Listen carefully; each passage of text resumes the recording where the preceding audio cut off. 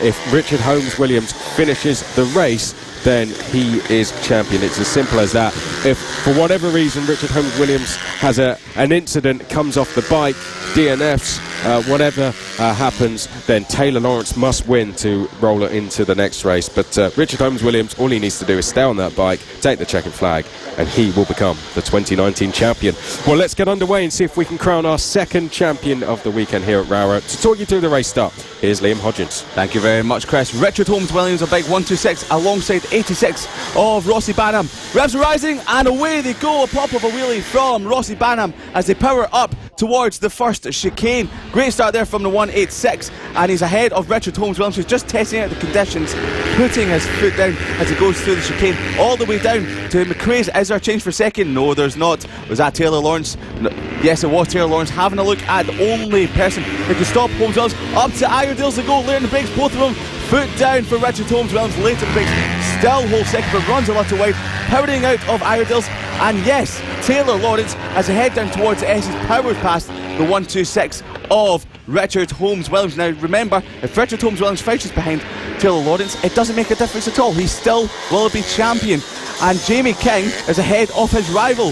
That is, of course, Brandon Perrell. These two have been duking it out all season long. Perrell in 5th, and of course, Jamie King in 4th. So he's in a pit bike 140 bike, having a good bit of fun out there before his pit bike 140 race a little bit later on in the day. So as they come across the line, it's Banham from Lawrence. Richard Holmes-Williams, Tractor Boys is known to his friends and family, is in 3rd ahead of Jamie King, Brandon Perrell, and Dave Hole rounds out the runners and riders for this race. But there's a bit of a moment there from Taylor Lawrence, squiggly as he comes out of McRae's hairpin. It looked like he might have just put his foot right down onto the track there, as he might have hit a curb as he got the power down. So thankfully Taylor Lawrence does stay on the bike and still in 2nd position. I know those white lines could be very greasy, and the exit curves as well, not really where you want to be getting the power down, and maybe that was just the case there. They're still in the early stages of the race, so just feeling out the grip of the circuit.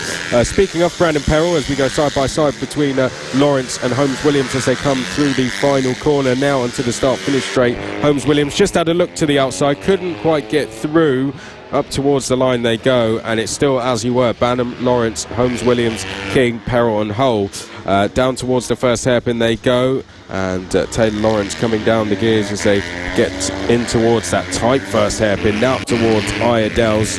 And Taylor Lawrence at the moment still able to hold on to second. I was just going to say, Brandon Perrell, I know he was in the studio yesterday just recording a voiceover for an onboard lap, so if you want to know what it feels like to ride around this Rowrah circuit, then do check that out online. Coming down towards St John's now for lap number 3. Banham streaking away up front. He set the fastest lap like he did yesterday. He's pulling away. He's almost 2 seconds clear. So our main focus really for this race is going to be Taylor Lawrence versus Richard Holmes-Williams in seconds. As Liam Hodgins said, because of the extension... Boys down, Richard Holmes-Williams is into the barrier at turn number 1. Started to jump over you there, Chris, but it seemed to be pushing a little bit too hard and lost the front. So if he can get the bike back into the race, he will be champion still. But if you can't get restarted, that's over. It will roll into race number 3. Only if Taylor Lawrence wins the race, though, so he still may be able to do it in this race. But Taylor Lawrence has to win because the gap is at 121 points. Taylor Lawrence has to get that below 100 points, and to do that, he'd have to win the race. Well, a rare mistake, you'd have to say, from Holmes-Williams, considering all he has to do is finish the race. It's hard to say. I mean, you're an ex-rider yourself. How easy is that to do, to drop a front wheel going into a chicane like that? Well, they sometimes always say once you back it off just 0.5%, then sometimes you say it's creeping because you're not focusing completely on the task ahead.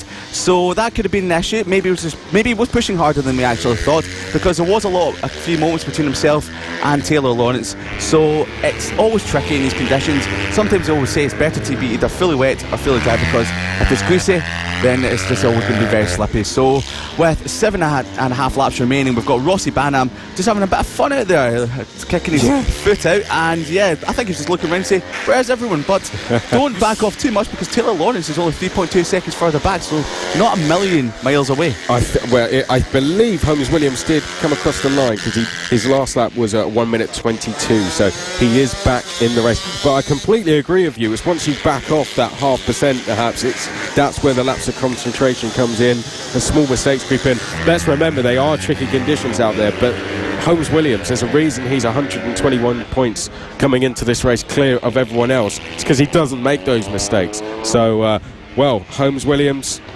if Taylor Lawrence was to go and win this race, he would have to wait for race number 3 to crown himself the champion. But it looks like he's still going, so he should be able to do that. But he has to take the checkered flag, because if he doesn't, then he won't score any points. Jamie King there, you can just see it's the outside of the track, isn't it? The runoff areas. And I heard 2 of the riders speaking earlier. One of the older riders giving some advice to one of the younger riders. They just said, stay off the white line, stay off the exit curbs. I mean, how slippy is it when you're on a bike trying to get the power down and you're a little bit wide? Oh, it's very slippy indeed, because wet conditions and paint, you just get no grip. I know recently most racetracks have tried to put sort of sand into the paint so that it's a bit more grip. So you will see in GP, for example, them all riding the curbs even in the wet. Maybe here at the grassroots levels, they don't have that. So you really want to stay off the painted curves, because we've seen a few riders hit that one coming out of McRae's and lose the back end. They've not fallen off, thankfully, but it's just very slippy. The best thing to do is just always stay off the white line, because you never know what mistake could creep in. I mean, I was just having a look at Rossi Banham there. He looks bored. It looks like he's just having a look over his shoulder at times, and just not pushing at all at times. He appears to be pushing throughout the rest of the circuit, but I don't know if he has people watching him up at Iredale's, but anytime he comes through there, he's more focused on what's going on off the track than on the track. So Rossi Banham, he still does have the fastest lap, but at the moment he's going 1 second slower than his fastest lap. So he's definitely, sensibly, I think, coming off the power, and I think celebrating already. There is still 4.5 laps to go, and through Iredale's he comes once again, and he appears to just be putting his arm up, so I'm not too sure what that's all about. He's giving someone a wave. Taylor Lawrence is second, Brandon Perrell is third, Jamie King fourth. The closest battle is probably for third place, but I say closest, it's still a 3.2 second gap between Perrell and King. So 4 laps it is as they come out of the final corner, and Rossi Banham well clear out front here. Well, we were talking to Brandon Perrell yesterday, and he was saying that at Tattershall, if he stays consistent, picks up some 4th places, which he has done so far this year, quite a lot of on numerous occasions, then he will wrap up third in the championship. But he's on course at the moment to pick up his 2nd podium of the season. So if he can hold it, then I just heard through my headset there, the rest go through the roof, and yeah, so we've got Rossi Banham just popping wheelies coming out of Iredale, so celebrating a little bit too early. You don't want to be doing that, because as we said, maybe sometimes a lack of concentration might make you slip off, but he did. He actually did the fastest lap. Yeah, he did set the fastest lap at 51.3. So come back to Brandon Perrell. He said that he will be hoping to wrap up third in the championship, and coming into a season he's only targeting a top 10, so finishing third is not too bad at all. So we usually do have more runners and riders in the Extreme200 class, but we're quite far north, so some of them are going, looked at the weather and going, no, not looking like too good this weekend, or especially on Sunday. But Brandon Perrell on course to pick up his 2nd podium of the weekend with 2.5 laps remaining. Rossi Banham holds an 8.2 second advantage. Can Richard Holmes-Williams climb up towards 5th spot? He's 13.8 seconds further behind, but he's lapping a little bit faster than Dave Hall at the moment. I just saw Rossi Banham waving there as he came out of Iredale's. It's a shame he hasn't been with us the whole season. I was just having a look at the points there. Rossi Banham was at Wilton Mill, scored 36 points, which, I mean, to Richard Holmes-Williams 52, he was 14 points down on him there. I don't know if it's a local track for Rossi or not, but it's a shame he hasn't done the whole season, because it would have just added that extra challenge, I think, for Holmes-Williams, because for Holmes-Williams his main challenges come from Taylor Lawrence, and often himself as well, as we saw earlier, just going down. But he is still circulating.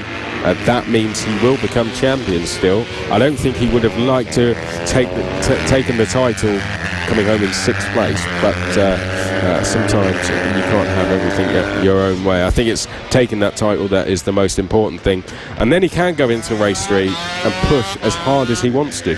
He can do indeed, and once again, it should be a little bit drier for race number 3 later on today, which means they can all push to 100%, which they would like to do. And talking about Wilton Mills, Banham, we've got, is that Taylor Lawrence? No, it's not Taylor Lawrence, that's Dave Hole, has stopped out on the circuit. So Richard Holmes-Williams will take over 5th position from Dave Hole, as we've got the last lap for our race leader Rossi Banham. He's put a lap on Richard Holmes-Williams, so Richard Holmes-Williams is just behind Banham. So as soon as Rossi Banham does cross the line, we will have our new champion for the Extreme 200 class. He has been the class of the field. Banham just waves to the crowd, pops a wheelie as he comes out of Iredale's. It's the final lap, so I guess he could do that. He's waving to the other riders as he heads down towards the Stuart S. He's waving to the camera out there in circuit. So he's waving to our cameraman Dan out there in the circuit. Yeah, I was going to say, we do have a live streaming operation as well today, so Rossi Banham, I think, just probably knows that and wants to wave to the cameras. But one corner it is to go. Rossi Banham, it's going to be 2 out of 2. Through the final corner he comes, and a very, very comfortable victory for Rossi Banham as he comes across the line. And now we wait to see how far back the rest of the field are. Taylor Lawrence will be next across the line to finish in 2nd place. Taylor Lawrence across the line now, and he was 14.5 seconds back. It's a podium finish for Brandon Perrell, a good ride for him. Jamie King will be 4th, but our champion Richard Holmes-Williams, he just pulls up alongside Rossi Banham, and Richard Holmes-Williams is the 2019 champion in Extreme 200, and a wheelie it is to celebrate. A very, very deserved champion. It's not the race he would have hoped to have ended it on with a crash earlier in the race, but Richard Holmes-Williams, he deserves to take the title around early, and a fantastic season from him. Well done, Richard Holmes-Williams, the 2019 champion in Extreme 200. Dave Hole sadly did not take the flag after he went down a couple of laps ago, but he will be classified in 6th place. A very strung out race, but nonetheless very dramatic indeed. Richard Holmes-Williams is your champion for 2019, and Rossi Banham, as he pulls into the paddock, very happy with his race win. Talking to some of the kids that run over to see him and ask him how the conditions are out there. Yeah, indeed. But get some tips. Get some tips. So, yeah, where can I take the line there? What's the best opportunity to overtake? As some of the riders, even though they did ride in the wet conditions this morning, it might have dried out a little bit more ever since they came off track from warm-up. So it's greasy conditions is the worst, isn't it? So Rossi Banham racing is heading back towards the paddock, but we've got to talk about Richard Holmes-Williams. What a season. He has been the class of the field.